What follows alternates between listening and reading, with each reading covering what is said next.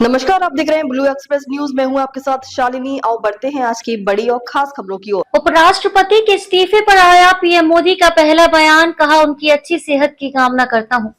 उपराष्ट्रपति जगदीप धनखड़ ने मानसून सत्र के पहले दिन स्वास्थ्य कारणों से इस्तीफा दे दिया, जिसे राष्ट्रपति ने मंजूर कर लिया है।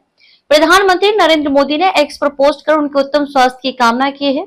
धनखड़ जी को भारत के उपराष्ट्रपति के रूप में देश की सेवा करने का अवसर मिला, जिसके लिए प्रधानमंत्री ने उन्हें शुभकामनाएं दी हैं। उपराष्ट्रपति जगदीप धनखड़ ने मानसून सत्र के पहले दिन इस्तीफा दे दिया। उन्होंने स्वास्थ्य कारणों का हवाला देकर राष्ट्रपति को इस्तीफा सौंप दिया था। इसके बाद मंगलवार को उनका इस्तीफा राष्ट्रपति द्रौपदी मुर्मू ने मंजूर कर लिया है। इस्तीफे की मंजूरी के बाद प्रधानमंत्री नरेंद्र मोदी ने एक्स पर पोस्ट लिखा है।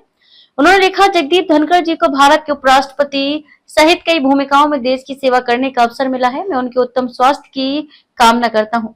धनखड़ ने अपने पत्र में राष्ट्रपति द्रौपदी मुर्मू का शुक्रिया अदा किया और उनके साथ बेहतरीन कामकाजी रिश्तों की तारीफ की थी। उन्होंने लिखा, मैं माननीय राष्ट्रपति के अटूट समर्थन और हमारे बीच बने शानदार कामकाजी रिश्ते के लिए तहे दिल से शुक्रगुजार हूँ। उन्होंने प्रधानमंत्री और उनकी मंत्रिपरिषद का भी शुक्रिया अदा किया। उन्होंने कहा, प्रधानमंत्री का सहयोग और समर्थन अनमोल रहा। मैंने अपने कार्यकाल में बहुत कुछ सीखा। संसद के सभी माननीय सदस्यों का प्यार, भरोसा और स्नेह मेरे दिल में हमेशा बसता रहेगा। धनखड़ के इस्तीफे के बाद ये भी चर्चा हो रही है कि अगला उपराष्ट्रपति कौन होगा। इसको लेकर अभी कोई आधिकारिक जानकारी सामने नहीं आई है, लेकिन सत्तारूढ़ दल और विपक्ष दोनों की नजरें इस पद को भरने की प्रक्रिया पर टिकी होंगी।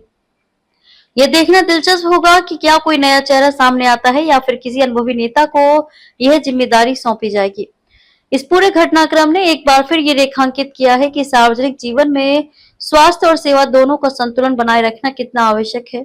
धनखड़ ने स्वास्थ्य कारणों से ये निर्णय लिया, लेकिन उनके कार्यकाल की पहचान उनके संवैधानिक मूल्यों के प्रति निष्ठा और सशक्त नेतृत्व के लिए याद की जाएगी।